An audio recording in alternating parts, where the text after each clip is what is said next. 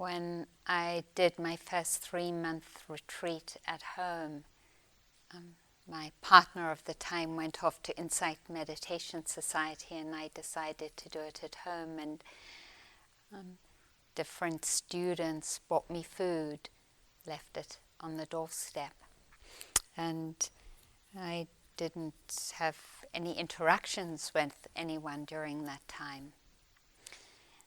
And I created an altar in the living room, and a friend of mine had gone to Target. Do you have Target here? Had gone to Target and had found this good deal on a Buddha for $35.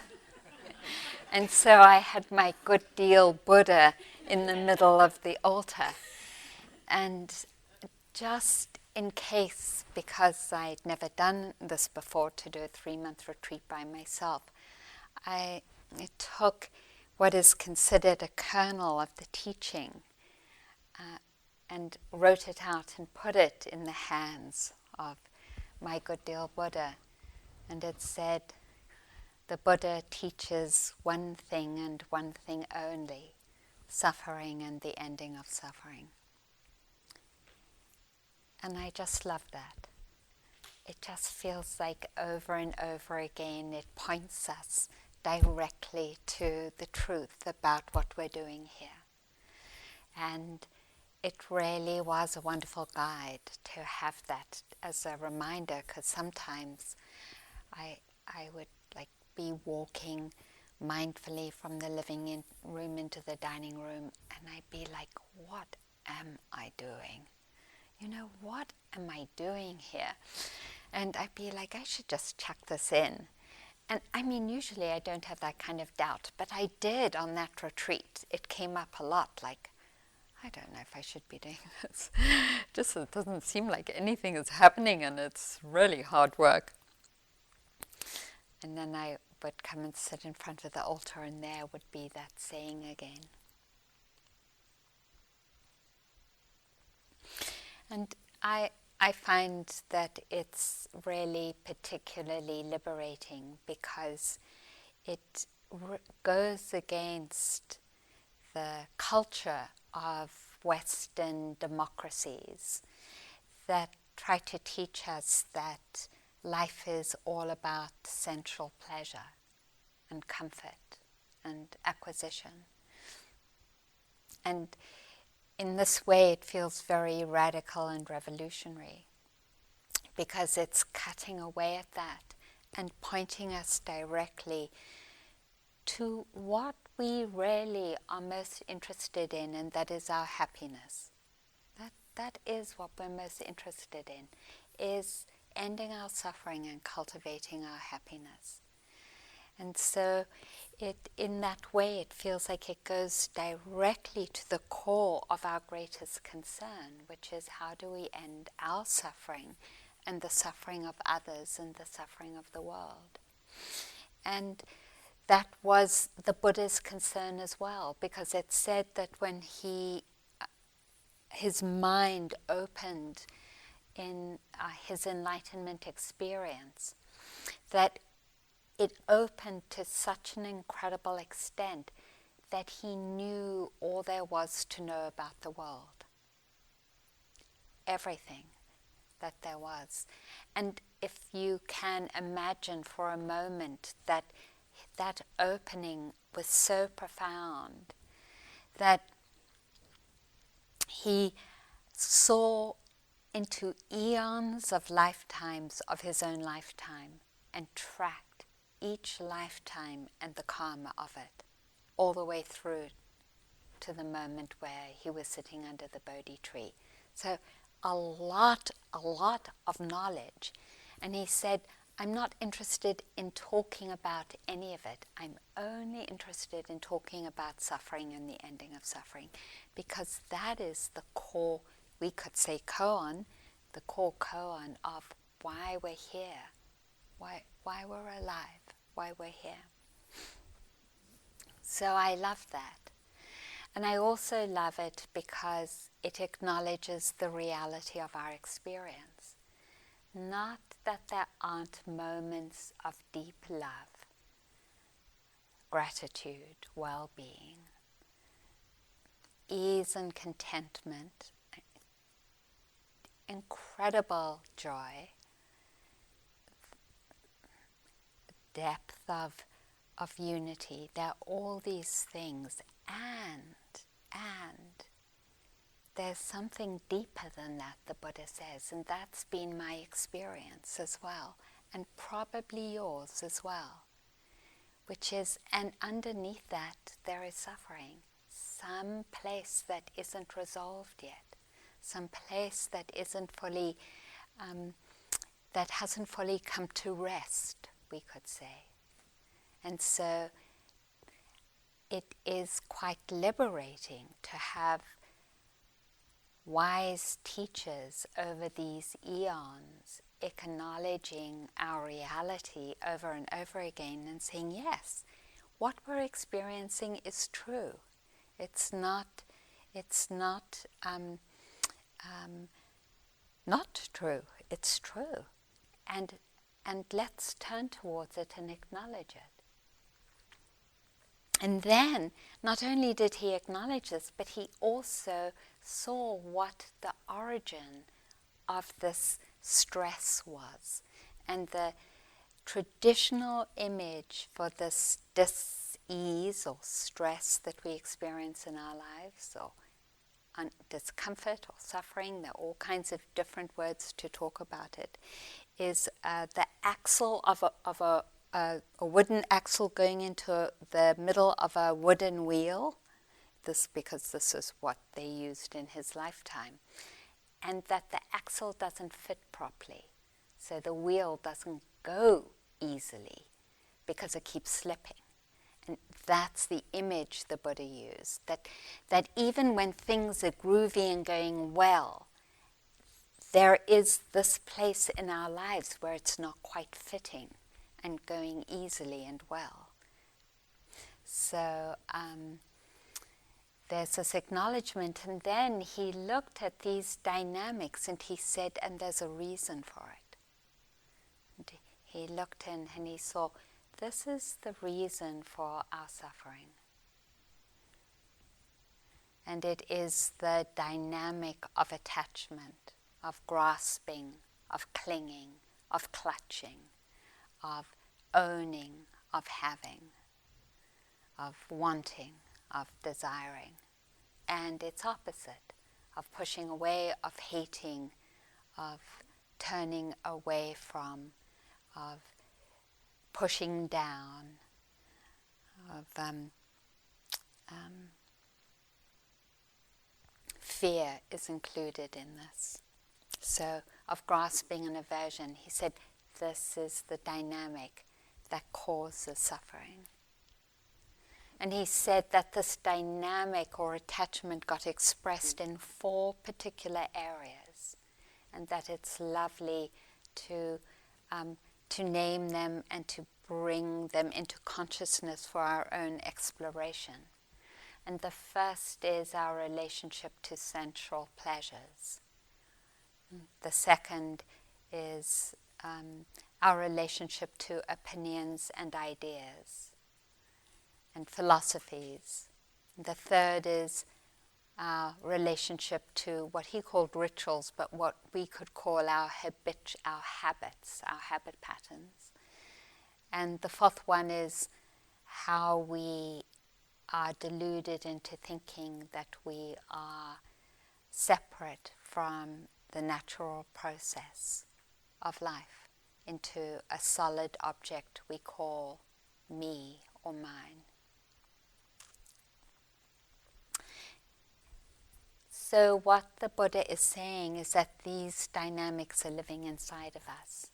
And so it's really great to see them, because unless we turn towards them and keep seeing them, then they keep playing out in our lives and not only bring suffering to ourselves but suffering to others. So, I just to mention it, that one of the ways that Monsanto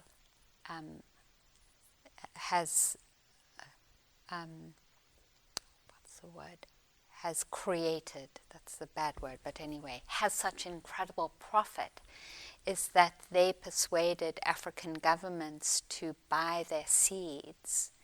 And the seeds that those governments have sold to poor farmers, those seeds, when they come into plants, don't actually create seeds themselves.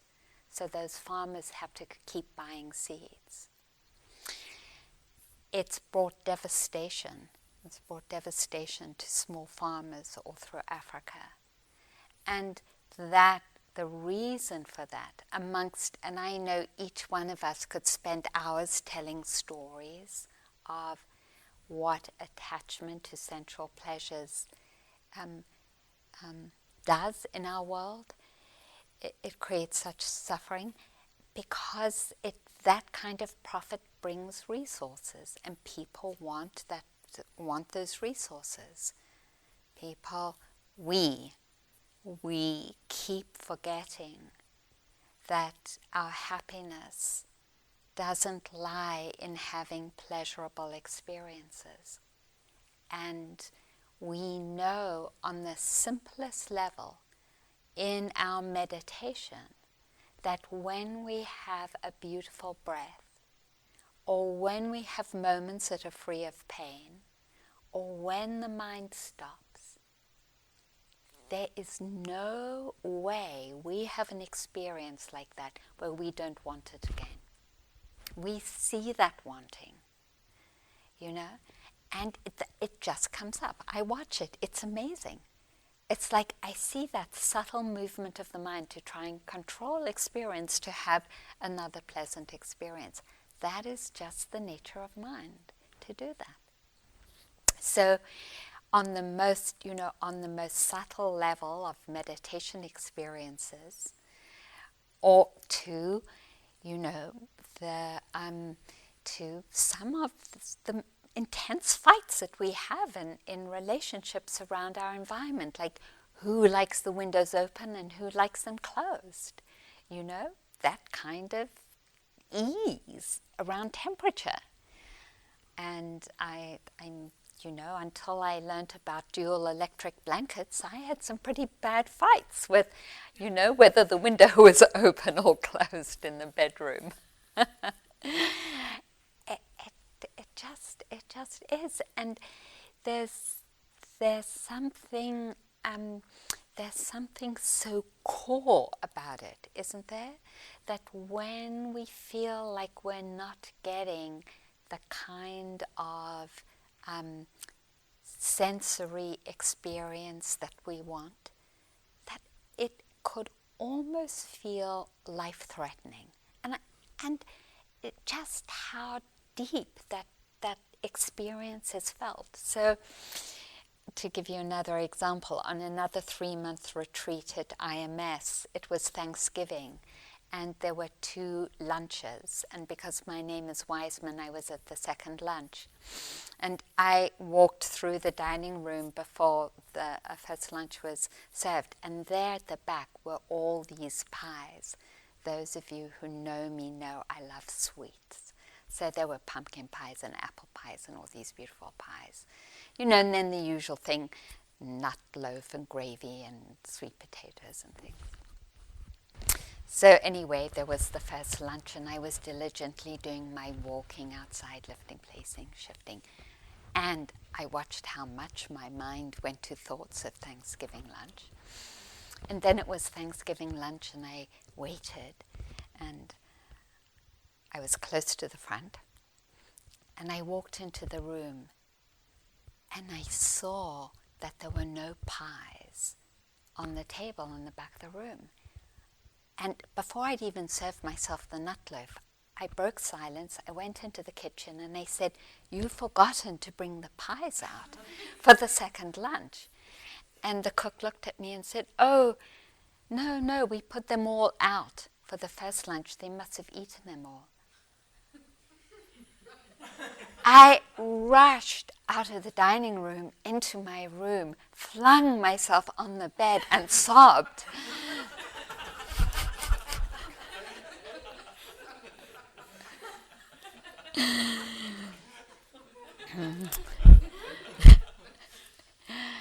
So, so just to acknowledge, when we're meditating and little things become super overblown, right? That's what happens when we get to see the reality of our minds and the ways that we are attached to having pleasurable experiences. It's not wrong or bad per se to enjoy the gifts and blessings that life brings us. That isn't what the Buddha is saying. The Buddha is acknowledging that while they are deliciously experienced, that we can't put all our eggs in that basket in the misunderstanding that it's that's going to bring us ultimate freedom and happiness. And it isn't. And why? Why isn't it? Because the Buddha said, if we could control life so that we always had pleasant experiences, then I wouldn't bother doing this teaching. Even for people who access very deep jhanas, and according to the Buddha, I haven't been there, so I can't speak from direct experience, go to the heavenly realms where they live for thousands of years, even that comes to an end. And they come down again. So basically what the Buddha is saying, it comes to an end. No more pies. And then you have to deal. And so he's saying it really helps. It helps to come into a relationship with sensual pleasures where we understand that they in themselves cannot bring us lasting happiness.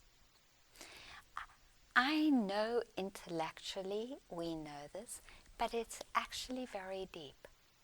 It's very deep to relinquish that kind of control, to be so open that it actually doesn't matter what the circumstances are that we find ourselves in. I think that is a profound freedom. And so some of you have heard me talk about a teacher who now actually is in Seattle, a Tibetan teacher who managed to escape a Chinese camp where he had been tortured, and he had climbed over the Alps, that shows you how tired I am, the Himalayas, and had landed up in Calcutta, and was on the streets begging. So he had come from being, on one of those amazing thrones, the head of some monasteries in Tibet, very renowned teacher, to living in rags on the streets in Calcutta. Some American tourists there walked by and recognized him, and basically said, Rinpoche, this is terrible, we're going to have to take you to America, which they did, and built him a very beautiful center, another high throne, with the yellow and gold brocade and all the bowls, and those thrones, they're amazing.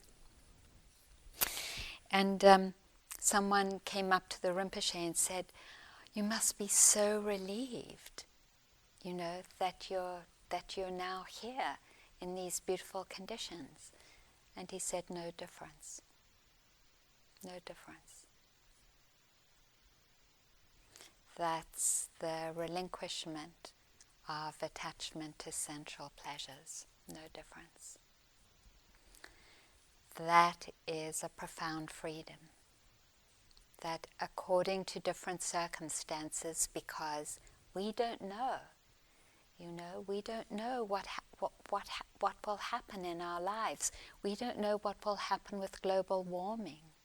And the different circumstances, at least for those of us who are younger, might end up living in. We don't know. And if we if we really are orienting towards peace and freedom, then it necessarily needs to include the kinds of ways that we are attached to comfort and sensual pleasures. And just to reiterate, that doesn't mean we don't enjoy them when we have them. I'm sure the Rinpoche enjoyed them, but he wasn't attached to them. Yeah? That's the difference. So then the second one, opinions, being attached to our opinions, being attached to how we see and understand all the things about the earth and life, including climate change and politics and the Dharma and issues on gender and everything else, So I have so many times felt outraged in some of my experiences in monasteries because of the disparate treatment in genders. And not to say that I don't think that's an issue, but I was definitely attached to my way of looking at things. I remember on a trip somewhere meeting a South African, and usually when I meet a South African, it's like, hi, I actually don't meet that many South Africans, even though there's millions of us living outside of South Africa. So, hi, lovely to meet, and, and checking, and where were you born, such and such.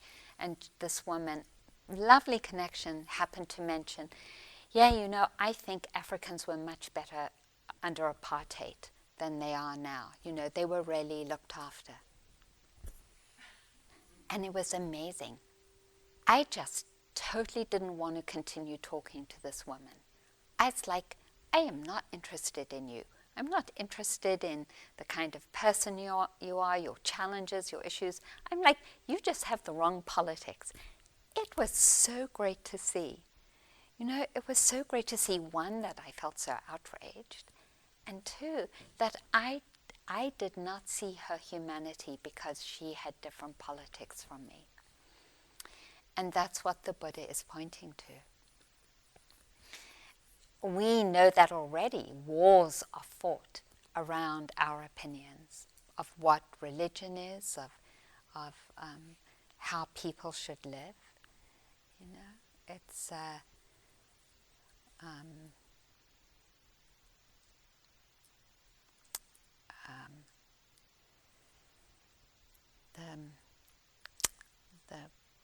amazing example of the man who killed, I think it was 70 plus teenagers on the island of Norway who were at a labor camp. It wasn't Brezhnev, it was Brez something. And he was tried, and he said, I'm not sorry that I killed them, because the Labour Party is destroying Norway by letting in so many immigrants.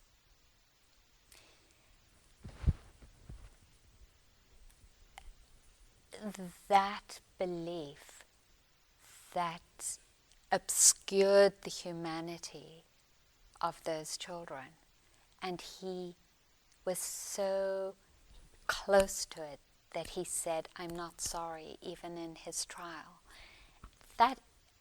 It's definitely, I was on one end and he was on the other, but it's the same dynamic.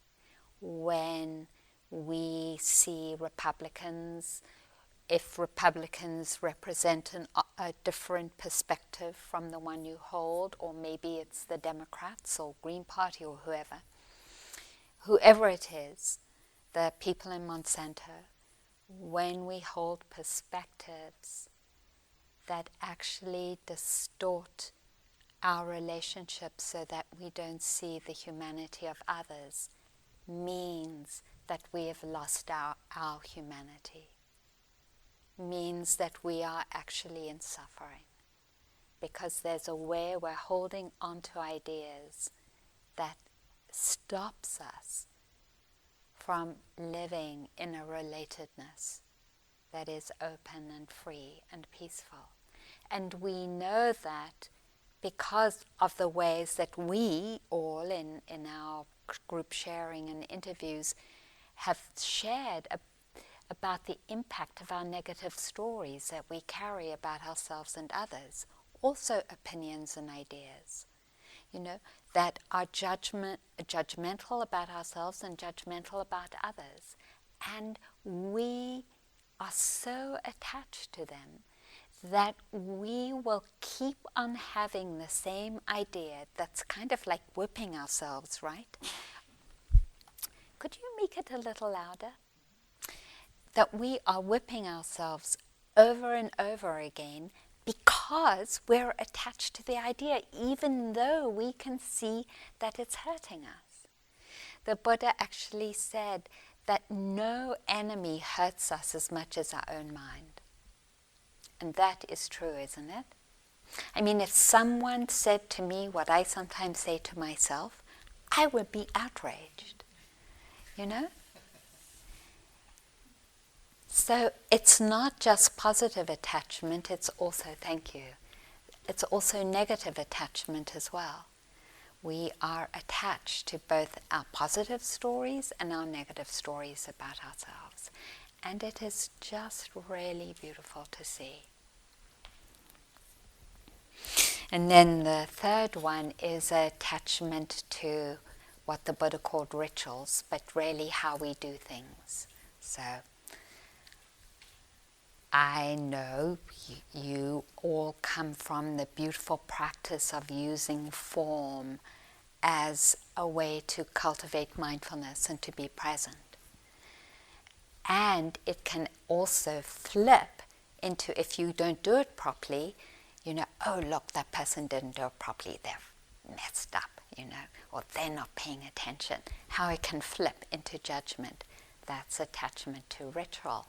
Or, for example, I don't like driving a lot. So when I drive, I like to go to the shortest point from A to B. And if I'm with someone who takes a long way around, I am like gritting my teeth. Like, this is the wrong way. Why did you choose this way? What is the matter with you? That attachment to the way we do things. I was staying with someone recently and I noticed that the honey was in, a particular cupboard. So when I was cleaning up, I put the honey in a cupboard and she came over and she moved it an inch and she said, no, the honey should be here. That's attachment to ritual, control, our habit of doing things in particular ways. And we know that already because we can feel the contraction around it. So, and then lastly, the attachment to self. We have mentioned that already. Just to say it again from a different angle. When Europeans first came to this country and started to enclose the land, the indigenous people couldn't understand what they were doing because they understood the earth to be land that was itself freely given and open to everyone, in the same way that we might think about the air, that the air is freely given. That relationship, or like the planets, that the planets do not belong to anyone, or the stars, or the sun, that it's part of life and nature, and that is life, the expression of life. And how could you own it? That understanding of the land also includes our bodies. How can you own this natural process like the earth in its natural expression? How can you own this life force? Just like the sun being a life force. Or how could you own if you put our blood under a microscope and you see all these things, going around and around, how could you own those? It's part of the blood of every human being. You can't own everyone's blood, right? It's life. Blood is part of life in the body and it's living. How could you own molecules in the world? You can't. It's part of life. This body is part of that life too. Our thoughts and our ideas are part of that too. And the Buddha is saying, how can you own it? Because it's a natural process. And when you try to own it, what happened to the Europeans in enclosing that land and then having to defend it because they didn't want anyone else coming in meant guns and war and fighting. What it means for us is that kind of defense of now I have to protect myself. And it is so deep. I see it working with the challenges that I'm working with now with my body. And I see the fear coming up because it feels like it's my body, and that I am going to lose it. But my body is my body, actually. And I've also had that experience where it is free of ownership. And then when something happens, it triggers that old relationship of deep fear of, oh my God, I'm going to lose something. It's okay. It's part of the process of holding it. It's like, yes, this is what happens. Just like when we have a pleasant meditation experience, we want to repeat it. We want to control our process to repeat it. It's the same with our bodies and our minds. When it feels challenged, we want to control it and hold on to it. And like, no, I don't want this to happen. This is my body. But of course the reality is that it's not my body, because if it was my body, I would be able to control it. But I can't directly control my body. So it's not my body.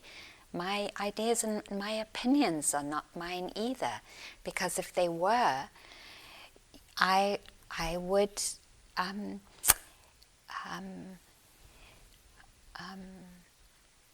be able to create a world, my world, in exact replication but according to my ideas and opinions, and I can't. So there is this reality that the Buddha is asking us to acknowledge and turn towards, because in seeing it, in bowing down to it, oh, here is my fear, here is my control, here is my insistence that things should be this way. By allowing it in the field of our awareness, by being generous in acknowledging it and saying, oh, here it is, here is this misperception of reality, and even if it's a misperception, the lived experience of it is very real. Here it is. By turning towards it over and over, what happens is that begins to loosen and it begins to open. We know already from our experiences that the moments where we are free of attachment and holding and clinging and desiring and wanting are moments of freedom.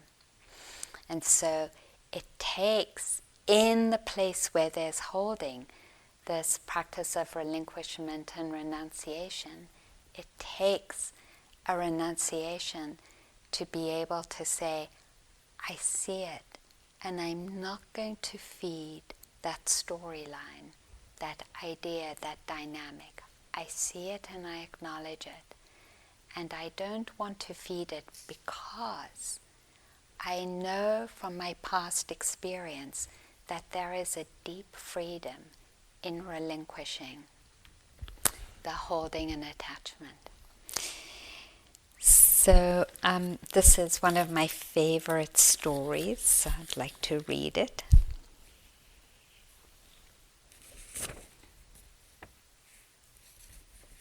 Before I do, what it reminds me of is two things that strike me about Ajahn Chah. One is that he always used the same cup for his tea, and when someone asked him about it, he said, "I relate to my cup as though it were already broken." So enjoying it, and also each time acknowledging that it might break. So acknowledging its impermanence at the same time. I think that's so beautiful. So holding it, appreciating it, and acknowledging already up front that it's going to be broken. And then the other thing he said, he had a series of strokes. The last one left him unconscious actually for 10 years. But after the first one, he said, "I can't find any mindfulness." And I feel so moved by that because I myself, under some of the medication that I've been taking, have not been able to find mindfulness. And that is such a relinquishment, to be at peace in not being able to find mindfulness. It's so beautiful. So that sort of relinquishment means that whatever is happening, this is the vision, whatever is happening, there is peace. That's really what we're talking about. Whatever condition we find in our mind and our body, there is peace. And the path to it, the Buddha is so explicit, the path to it is to keep pointing to the places where we are attached and directing our attention there so that we can explore it, experience it, and allow it. In the understanding that the story around it is not true, that the perception around it is not true. So, I never found out the name of the book of where this is from. Since I cannot clean my own house, it has become to some extent no longer my own house. It has slipped from my control, a very good thing since Celia takes far better care of it than I would have done even in the days when my arms and legs still worked. She cleans between all the buttons on the antiquated push-button stove so that our fingers no longer stick and release with a schloop every time we want to go from hot to warm. She keeps the sliding glass door so clean that after my daughter walked through and shattered it, we had to paste a hedgehog decal onto the new one to ward off future incursions. But she does not know where things belong, like the fish-shaped soup tureen on the sideboard. Although this should be placed sideways, she invariably points its pouty face out into the room. At first, I'd turn it back after she left. Later, when I got too weak, I'd simply look at it and fret. At length, insight struck. Oh, wait a minute. Whose fish is this anyway? It's mine, I know. When my friend Molly left Tucson, she gave it to me to hold until her return. But she liked Seattle better, and I've got the fish by default. But it's Celia's fish too. She's the one who takes care of it, and apparently it should stare out at us broodily, even though I think it looks dopey that way. To relinquish, not merely control, but the claim to control. Permitting someone to do what she does best in the way she chooses to do it. And viewing the outcome as collaborative rather than right or wrong. balances a relationship that might otherwise be skewed by issues of ownership or prerogative. Celia and I have a hollow, cream-coloured stoneware fish. If you want to help us with its upkeep, you may have it too. If no one drops it, it will outlast both Celia and me. One day, however, it's bound to be smashed, and then no one will have it anymore. Things come to us, and we cherish them for a while, and then they or we are gone. When Jesus says you cannot serve both God and Mammon, it is not the thingness of our possessions he repudiates, but our relationship to them, the way that instead of simply tending them and putting them to use, we grasp them with knuckles turned white, clasp them against our chest and invest them with the power to represent our worth.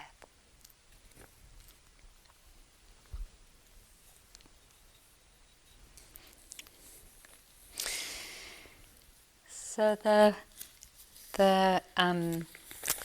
Buddha talked about relinquishment and renunciation, and I've been thinking about it and contemplating it a lot because it is such an exquisite energy. It's such a beautiful energy, that capacity to let go, to relinquish, to renounce. And it's one of the energies of the perfections of the 10 paramis.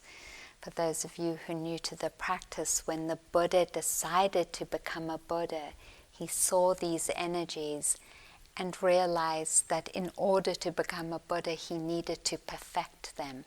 And renunciation was one of them, or relinquishment is one of them. One of the ways that I've practiced relinquishment, which is another way to say that I've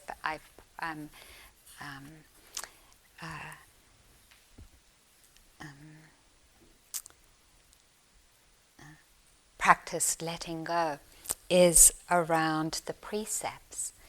I mentioned to you earlier, I think was it at the question and answer period this morning, that when I was young I stole a lot. And I didn't just steal from big stores, I stole from little stores, from small owners, and I was out of control. And I feel a great deal of remorse. I stole for a long time, probably from 8 years old until I was 20-something.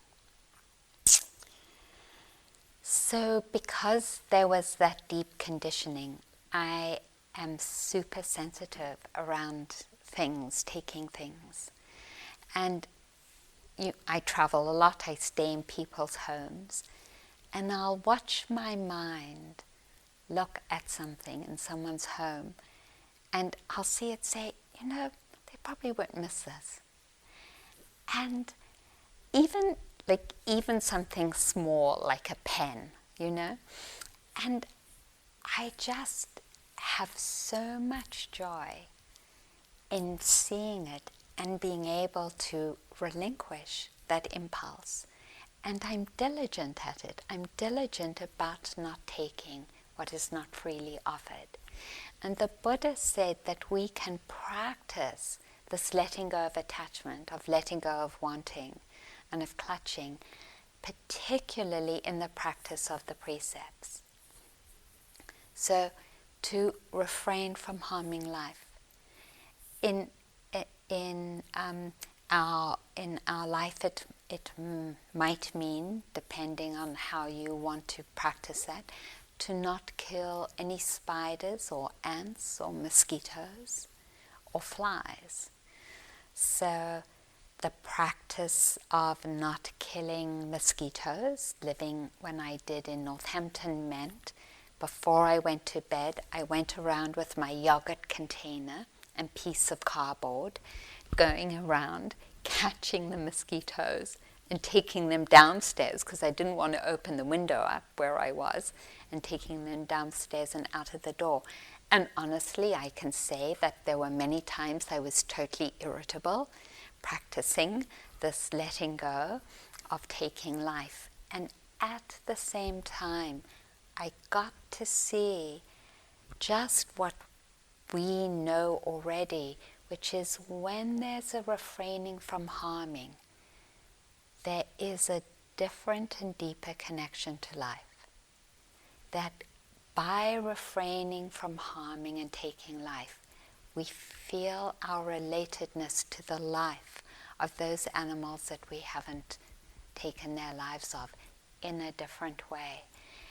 And that begins to extend to other forms of life. So this is what the Buddha said. It's so beautiful, and it's also connects in with the practice of seeing our beautiful qualities. There is a case where a disciple of the Noble One, abandoning the taking of life, abstains from taking life. In doing so, she gives freedom from danger, freedom from animosity, freedom from oppression to limitless number of beings. In giving freedom from danger, freedom from animosity, and freedom from oppression to limitless number of beings, he gains a share in limitless freedom from danger, freedom from animosity, and freedom from oppression. This is the first gift, the first great gift, original, long-standing, traditional, ancient, unadulterated from the beginning, that is not open to suspicion, will never be open to suspicion, and is unfaltered by knowledgeable contemplatives and practitioners. I think that's so beautiful. In refraining from harming life, we are giving freedom from danger, freedom from animosity, freedom from oppression to limitless number of beings. And then he goes on to say that about relinquishing, taking what is not freely offered, which is a deep practice we know of how we relate to the earth. And then, looking at our relationship to sexuality and where it is we want to relinquish, perhaps the ways that we continue to objectify people's bodies, or the ways that we defend ourselves from being open, the ways that we stop ourselves feeling our natural sexuality. There's different inquiries around how to practice it so that it's in right relationship and freedom from oppression, freedom from harm. And then speech, which I'm going to talk about later. And taking, losing mental balance through mind-altering substances. So when we talk about attachment, we can begin to challenge our attachment, the Buddha says, by really taking the practice of the precepts and intentionally. Like, I have taken one precept to work on for a month. Like saying, for this month I'm working on this precept. And I'm really going to work it. I'm going to be conscious of it. I'm going to be aware of it. How can I refrain from taking life? And of course that becomes really large. So I love water, and I used to love long showers, but I refrain from taking, mostly every now and again, but mostly long showers, because I know that by doing that I'm contributing to the damming of wild rivers. And by contributing to the damming of wild rivers, I'm contributing to the extinction of salmon, because salmon aren't being able to make the runs up so many of the rivers. So beginning to just take particular practices of relinquishment and then seeing just the spaciousness and the open-heartedness that comes from it. It really is a strength to the heart that is totally delightful.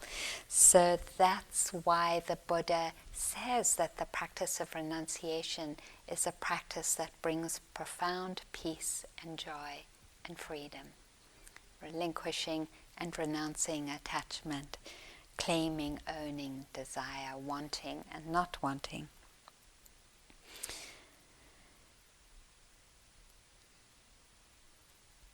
Let's see, I think that's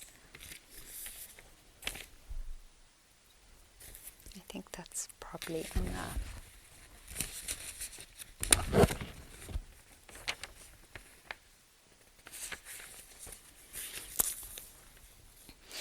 So I want to end with a story that I love about relinquishment. There are many interpretations of the story.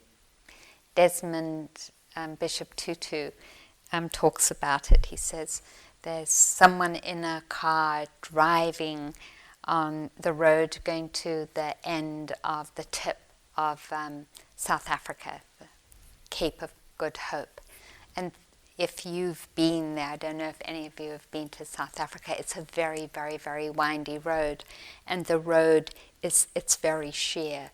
It's like there's sometimes not even a barrier, and the drop is down to the ocean.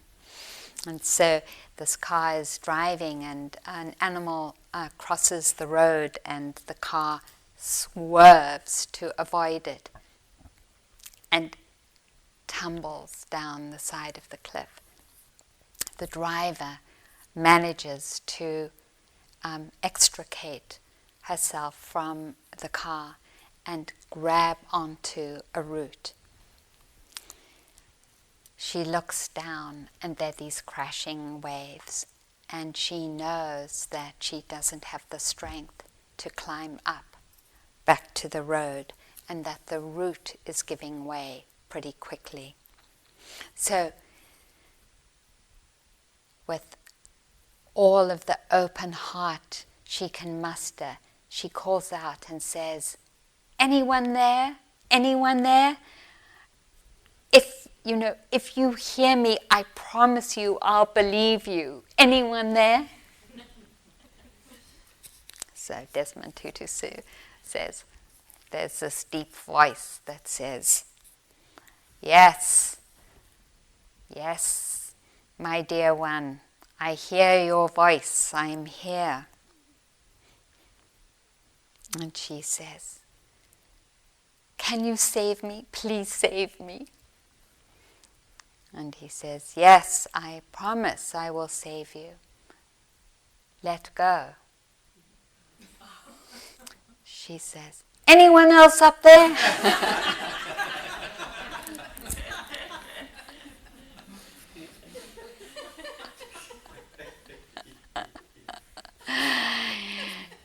That's us as well, anything but relinquish.